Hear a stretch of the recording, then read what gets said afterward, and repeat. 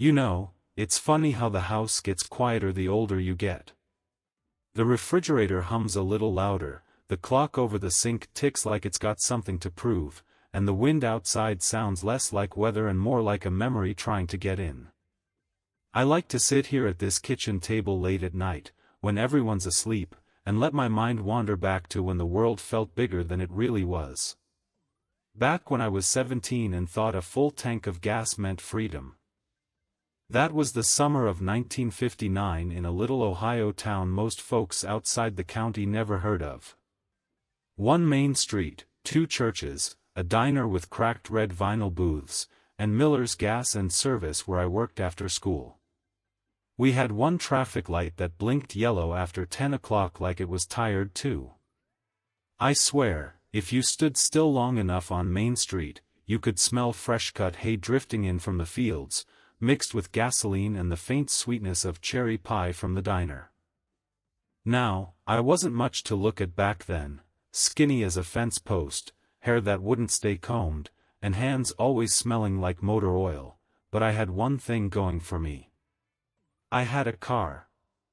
Well, that might be generous. What I had was a 1951 Ford pickup that coughed more than my Uncle Earl in winter. Faded blue, rust chewing at the fenders, bench seat torn open so the stuffing peeked out like tired cotton. But to me, that truck was a chariot. I bought it for $200 from old Mr. Doherty, who swore it ran like a dream. He didn't mention that the dream was probably a fever one. The first night I drove it home, it stalled right in front of the Baptist church, and I had to push it the rest of the way. That should have been my first lesson in humility, but I was too proud to see it. And that's where she comes in. Her name was Clara Whitfield. Prettiest girl in town, though she never acted like she knew it. Honey brown hair she tied back with a ribbon, freckles across her nose, and a laugh that made you feel like you'd said something clever even when you hadn't.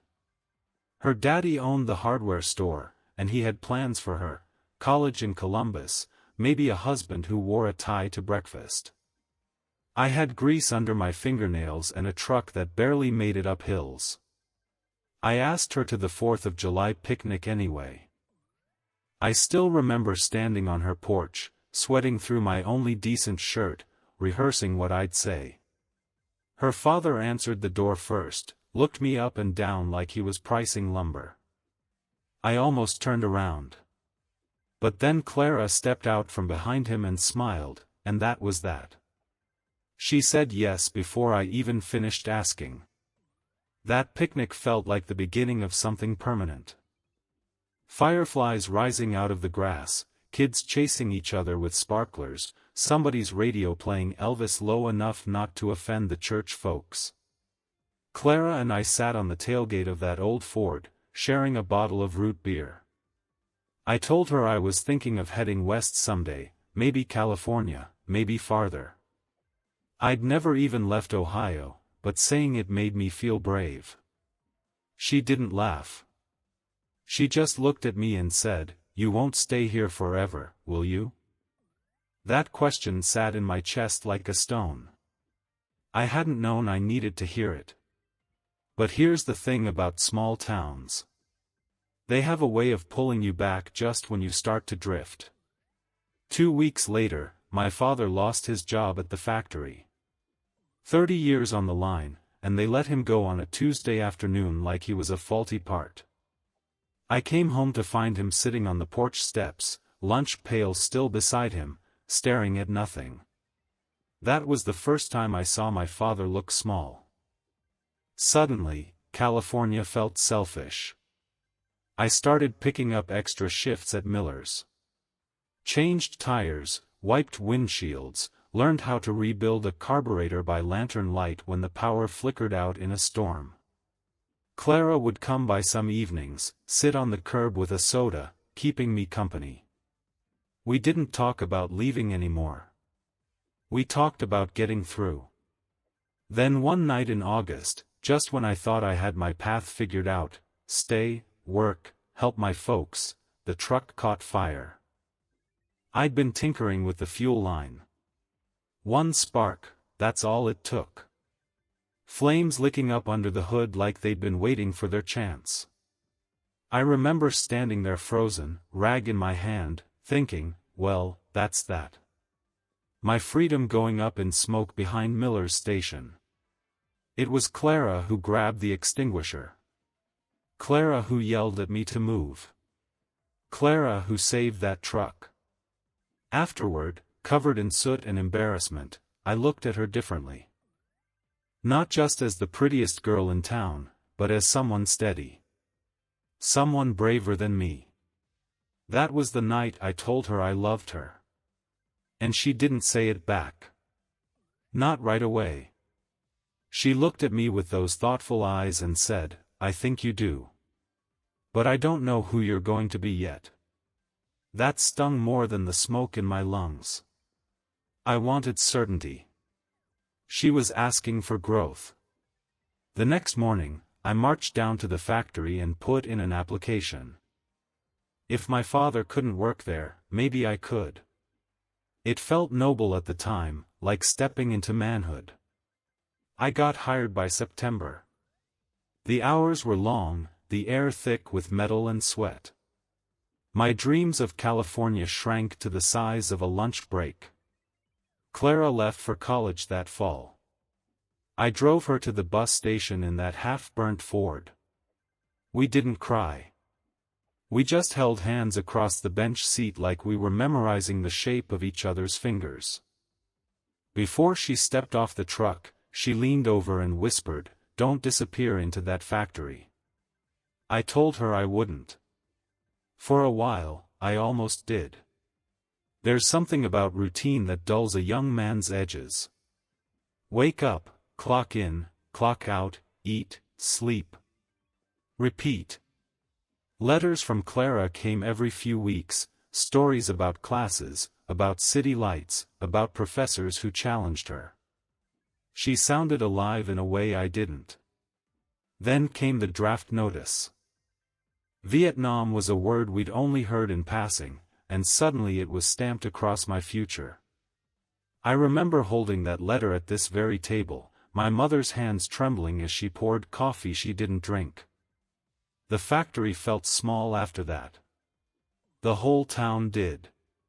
Clara came home that weekend when she heard. We walked down to the river like we used to. I expected her to tell me to be brave, to promise she'd wait. Instead, she said, "Whatever happens, don't let it harden you." It wasn't the goodbye I wanted. It was the one I needed. I won't go into the war much. Some memories are better left folded away. What I will tell you is that I carried a photograph of that old Ford in my pocket.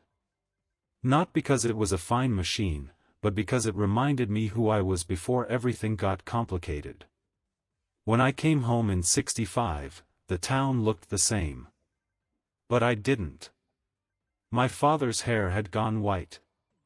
My mother hugged me like she was afraid I'd vanish again. And Clara, she was engaged. To a lawyer from Columbus. I wish I could tell you I handled it with grace. I didn't. I drove that Ford out past the county line and let it roll to a stop in a field, just sat there gripping the steering wheel until my knuckles ached. I'd kept my promise not to disappear into the factory. But I'd still lost her. Or so I thought. 3 months later, I ran into her at the diner. No ring on her finger. She looked tired in a way I'd never seen before.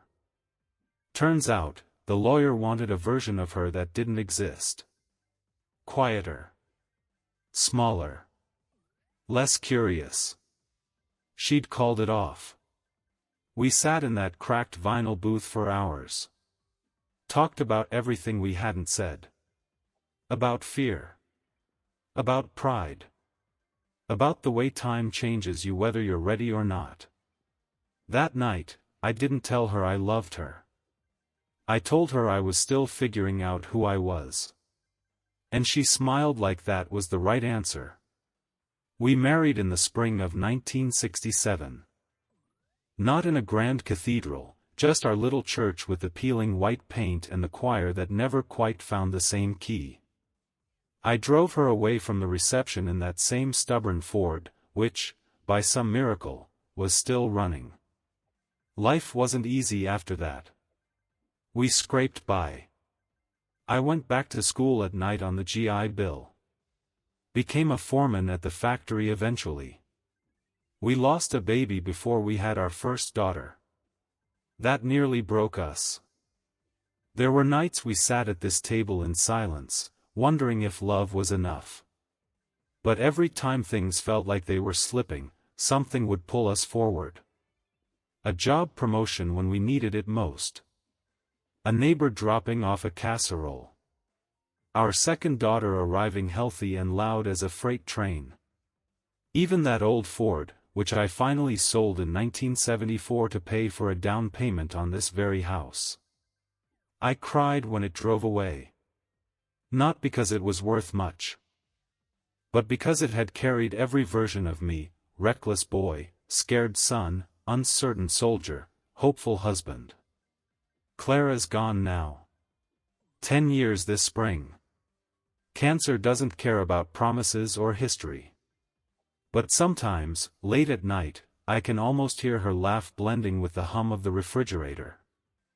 I think about that night the truck caught fire, and how she didn't hesitate. That's who she was. Steady. Brave. You know what I learned, sitting here with more yesterdays than tomorrows? It's not the big dreams that define you. It's the moments when something unexpected knocks the wind out of you, and you decide who you're going to be next. The job loss. The fire. The draft notice. The broken engagement. Each one felt like an ending. They were all beginnings. If I close my eyes, I can still feel the cracked vinyl of that bench seat under my palms. Smell gasoline and summer grass. Hear Elvis drifting from a distant radio while fireflies rise like sparks that don't burn. I never made it to California. But I went somewhere better. I became the man she believed I could be. And some nights, when the clock ticks loud and the wind presses against the windows, I like to think that old Ford is still out there on some quiet road, engine rattling, headlights cutting through the dark, carrying a skinny 17-year-old boy toward a life he can't yet imagine, but one that's waiting for him all the same.